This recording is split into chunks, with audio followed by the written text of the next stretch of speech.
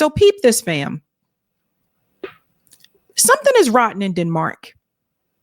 Something's a little bit rotten in Denmark. And we can get into the echo chamber part about this as well, because you see, we noticed during the Jimmy Carter funeral, Obama show up alone. Remember this?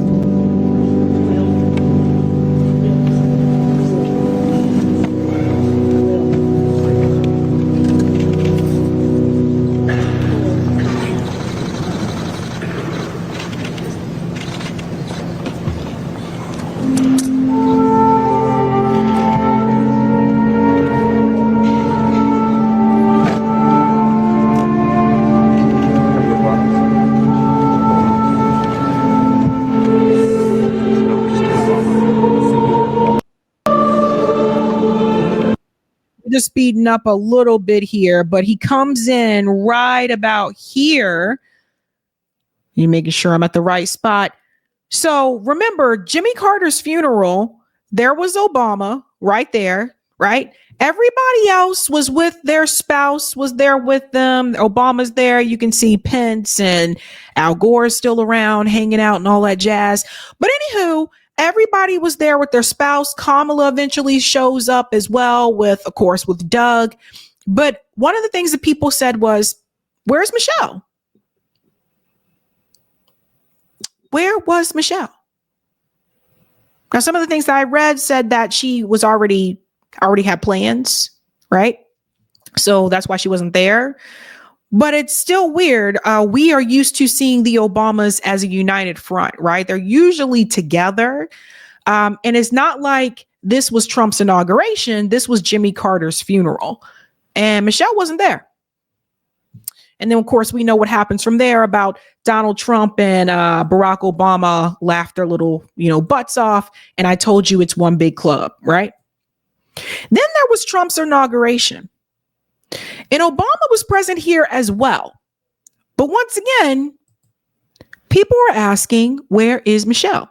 So you'll see the 42nd President of the United States, the Honorable William J. Clinton, accompanied by the Honorable Hillary Rodham Clinton.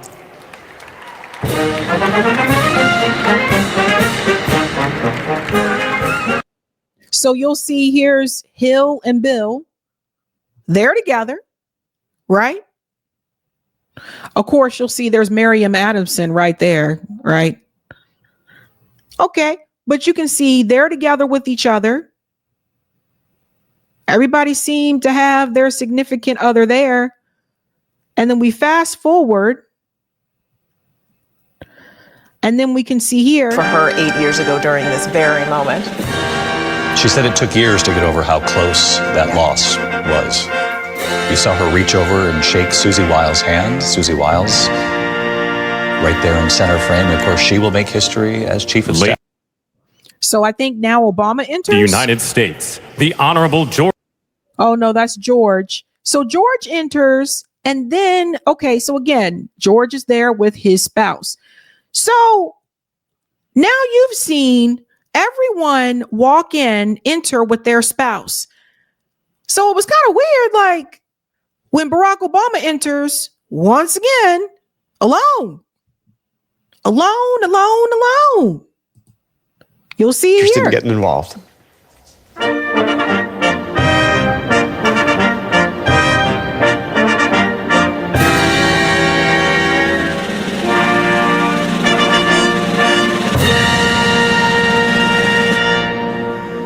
Ladies and gentlemen, the 44th President of the United States, the Honorable Barack H. Obama.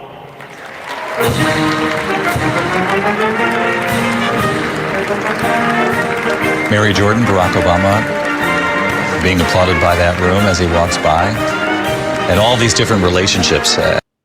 By himself. At this point, he's like Jason Derulo. And he's riding solo. Remember Jason Derulo has a song, I'm riding solo. So he's riding solo, right? Once again. Now, Michelle Obama had very strong feelings against Donald Trump. So I guess Michelle said this time around she could not put on the face. She was there for Trump's 2016 presidential inauguration. She was not there for this one. And I think this time around she just said, I can't do it. Okay, cool, fine.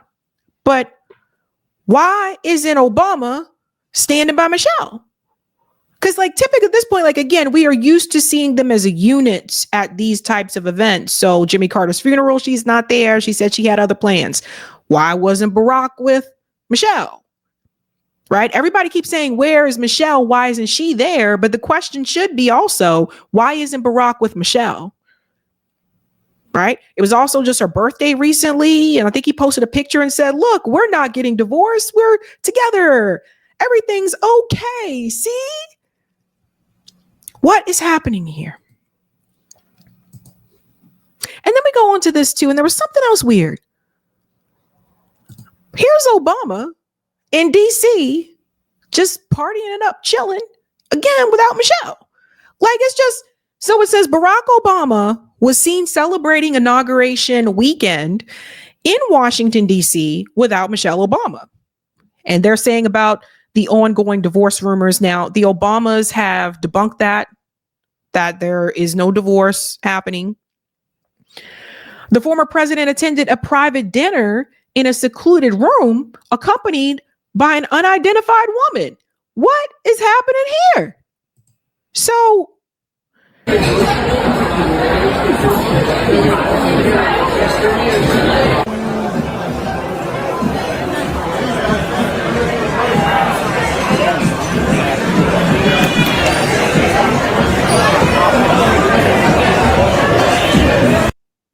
what's happening? Why? So that's him right there going up the stairs. There he is. Why is he there? Where's, again, doesn't this seem a little weird to you guys? So let's get into a little bit more here because Daily Mail, they dove into this, right? Michelle Obama shares statement as husband Barack attends inauguration without her amid divorce rumors. So what is going on in this mofo? Former First Lady Michelle Obama shared a statement honoring Dr. Martin Luther King Jr. while her husband, former President Barack Obama, attended Donald Trump's inauguration alone. Amid rumors they might be getting a divorce. Again, he has debunked that. The 44th president of the United States donned a black suit, striped tie, and then smiled and waved at reporters as he walked into the Capitol. He entered the rotunda on his own. We just showed that video. Obama did not attend pre-inauguration prayer services at St. John Episcopal's Church and is not set to attend Trump's inaugural luncheon. Meanwhile, Michelle Obama shared an Instagram post, is always Instagram, honoring MLK Jr. on the national holiday marking his birthday without acknowledging Inauguration Day. And I said this before too, I didn't understand why the presidential inauguration needs to be on MLK Day, right? I thought that was not cool, Reverend Dr. MLK legacy of service always inspires me. This is her statement. MLK Day. I hope you'll join me. And when we all vote in honoring Dr. King's life and legacy by getting involved in your community. And I just want to highlight that part right there because yes, there's, with MLK Day, you can get involved with your community, but it almost to me it seems like Michelle might've been trying to send a message that like, get involved in your community because this politics shit ain't happening. And that's what I was thinking about. Get involved in your community because we don't know what's up and coming. Get involved in your community because the Democrats lost. Trump won the popular vote. This country has moved further to the right. Get involved in your community. Almost as if she's trying to tell them to do something else and not to put their hopes in an electoral system that is fundamentally fixed for the most part by billionaire money, corporations, and the military industrial complex. Whether you're mentoring students at your local school or volunteering for a cause that matters to you, it all helps to make a difference. Tell me how you're giving back today in the comments.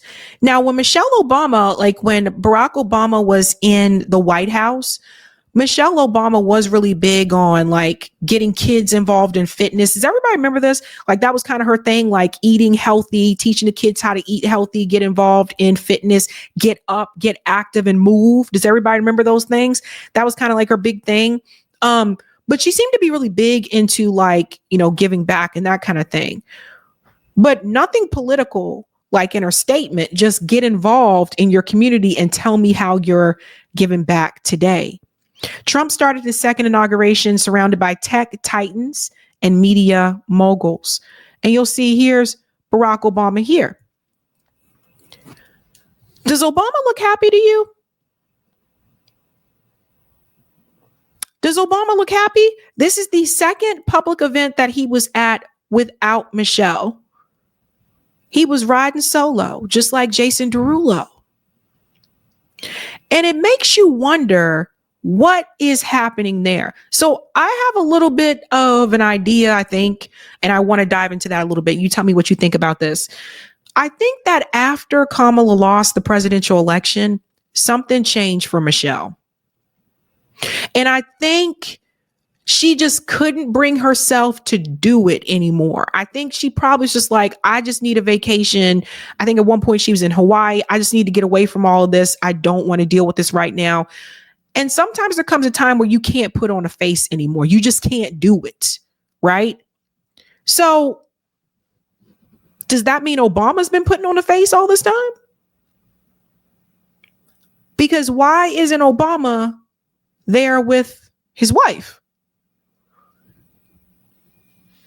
So that brings up another question, which is that, is it that Obama cares more about being a part of those social circles, so much to the extent that he's going to go regardless if his wife really wants him to?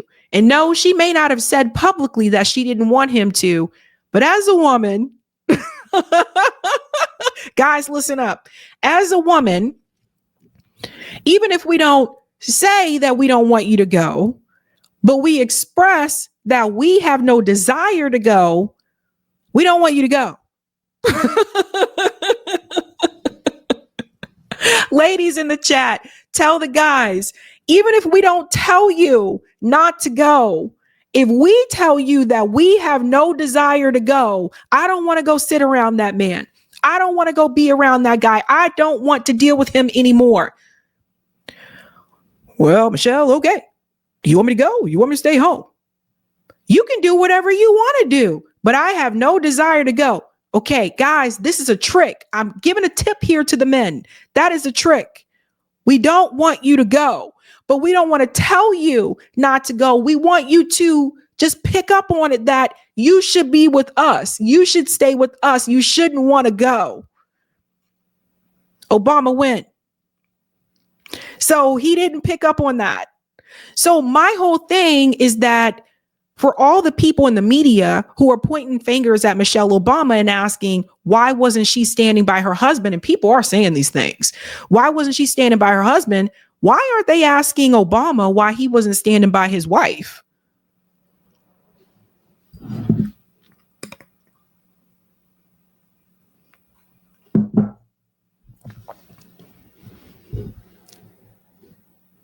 Question that we need to ask. And I think it's because Obama wants to remain in those social circles. He knows how it looks if he doesn't show up, right? But what he didn't realize, or maybe he did, even though he showed up, the fact that she wasn't there, that's going to raise questions and red flags as well.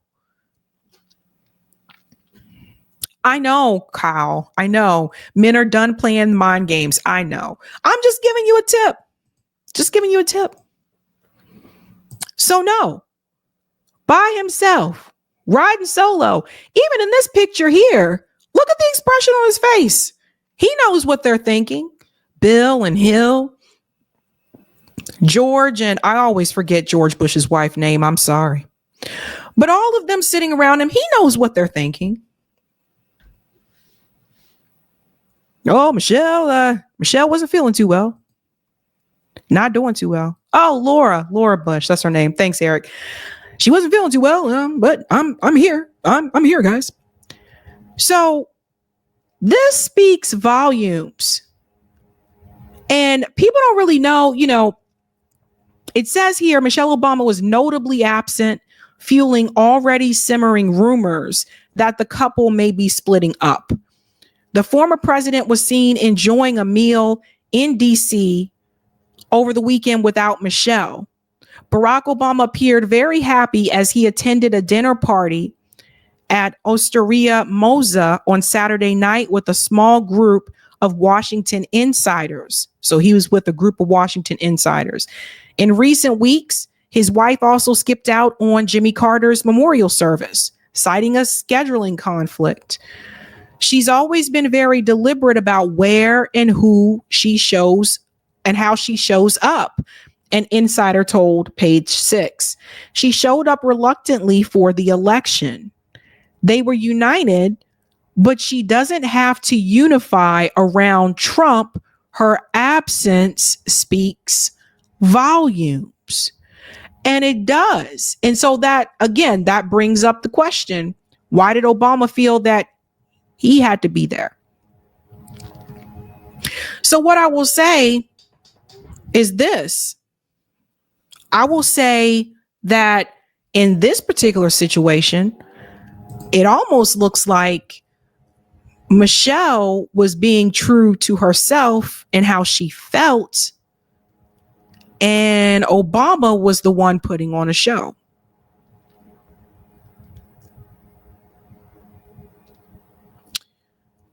I don't know if the divorce rumors are true or not. Again, I've heard these kind of things before, and a lot of times it's just a myth. But when we talk about echo chambers, I think it's important for people to understand that it seems like, obviously, like for this show, I tell you guys, this is not an echo chamber. You'll hear people come on with different points of view. At the same time, everybody has red lines, right? Seems like for Michelle, that was her red line.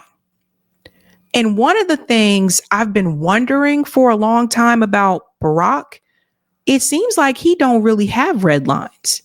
Like he'll get out on the campaign trail and tell everybody to support the Democrat candidate, just like he did for Hillary too. And for Biden, he did that for Kamala as well. But in the end, when Hillary lost and Trump won, and this time when Kamala lost and Trump won, Obama was sitting at Jimmy Carter's funeral laughing and giggling with Donald Trump. So does Obama really have red lines? It makes you wonder. Makes you wonder. But these are the kind of things that people are pointing to, ladies and gentlemen. And I think it also says something else about the Democratic Party. Part of me wonders if there may be a little bit of embarrassment there for Michelle, because she got out there at the Democratic National Convention. She gave like a big speech. Honestly, when Michelle was speaking, people were like, she probably should have been the one that was running for president. And I said this on Rising 2 years ago. I said, if Michelle Obama ran, she could probably win. But she gave a powerful speech at the Democratic National Convention. And then to see that Donald Trump managed to win again after losing in 2020, there could be a little bit of embarrassment there about like, what is wrong with the Democratic Party? What happened to the Democratic Party? And I said before, again, you guys lost the working class. You have to do something for the people. And eventually times became so dire that people were like, I can't do this anymore. 8 million people stayed home. 8 million people stayed home, guys. People were pointing their fingers at people like me who voted for Jill Stein. I told you I'm not voting for either one of them who voted for Jill Stein. But there's 8 million people who stayed home that came out and supported Joe Biden in 2020 that said, I can't do it this time around. So that says something itself about the party. And that brings me to this comment here. Paul Knox.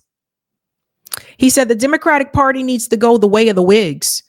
They have no identity, no purpose, no convictions. They've become useless and dangerous. He also goes on to say that Bill Clinton finally drove them right into the ditch. They are opportunistic lobbyist facilitators. Everything gets run by them first, repeat over decades. So I think Paul brings up a really good point here. What are the convictions? What is the purpose? Because if you told me to point to Bernie Sanders and say, what was his conviction? What was Medicare for all? There are others, but right off the top of my head, boom, Medicare for all. That's like Bernie's big thing. I can't say that about the Democratic Party as a whole.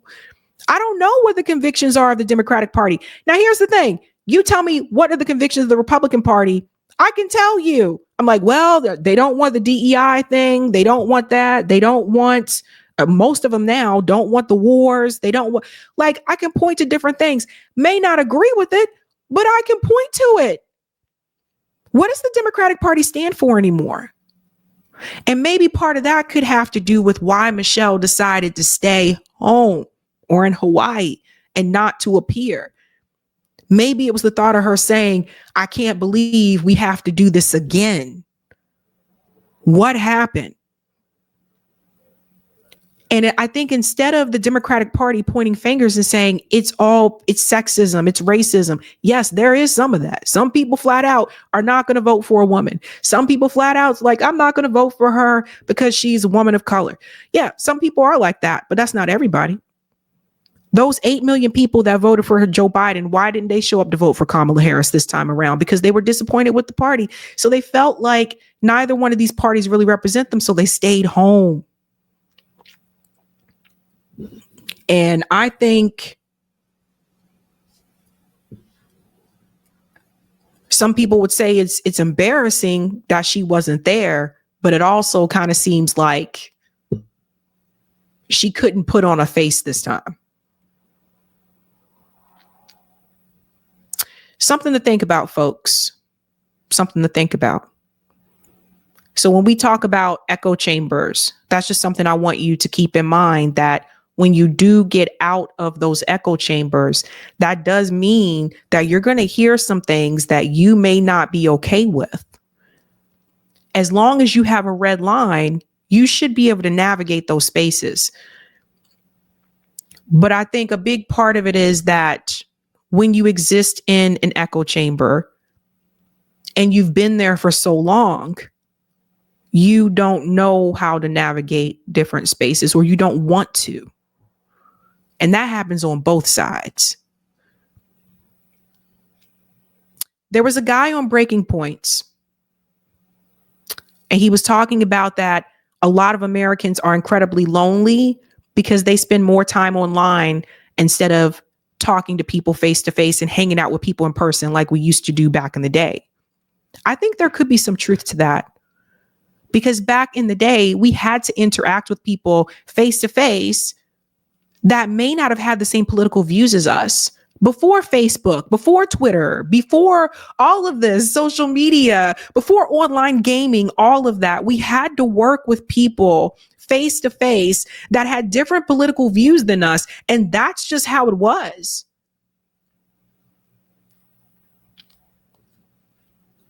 Can we blame social media? Maybe a little bit. But I think you start by talking to people again. I think that's the big part. Reaching across the aisle, talking to people again. You should still have a red line. You should still have a red line. But I think that you would start there. My goal is just to get people out of echo chambers. So you ask for yourself, do you think there's an echo chamber there with the Obamas? Hey guys, this was a Sabby clip. If you like what you saw, hit that like button and subscribe.